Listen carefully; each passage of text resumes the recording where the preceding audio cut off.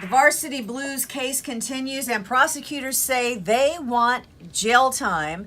Eddie Murphy, he's coming back to America, and Thor, could he be the next James Bond?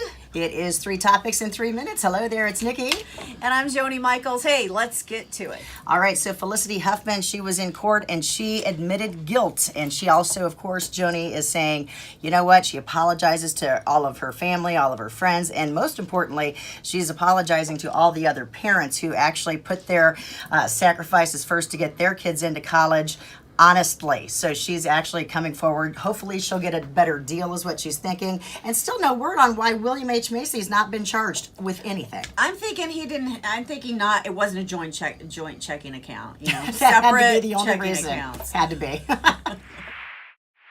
Prince Akeem is coming back to America. Talking about Eddie Murphy coming to America, the great Buddy movie he did with Arsenio Hall in 1988. One of the best. Nikki, everybody is loving this because, for one thing, Eddie Murphy is the screenwriter on the sequel, so that means it should be funny. It should be funny. Right? And it Fingers should be crossed. good. They're saying with the plot, it could be that he had a child with somebody when he was here in America, so obviously he cheated on his fiance, if that's the case, but whatever. Sounds like Eddie Murphy. He's got 10 kids. Come on now. There is a big question, though.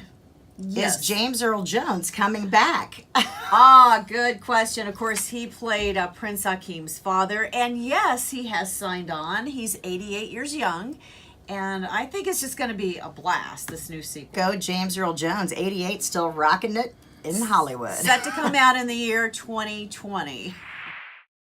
All right, so there's a new James Bond in town, maybe? I mean, we're looking for a new James Bond because Daniel Craig, obviously, Joni, has said that the next James Bond, which will be James Bond 25, for lack of a better title, for now anyway, is going to be his last. So who is going to replace Daniel Craig, right? Yeah, well, I know the man we're talking about, Chris Hemsworth. I think he'd make a fine James Bond. 2 thumbs up. He says that his audition tape was back in 2013's Rush. If you remember that movie, it was directed by Ron Howard. Yeah.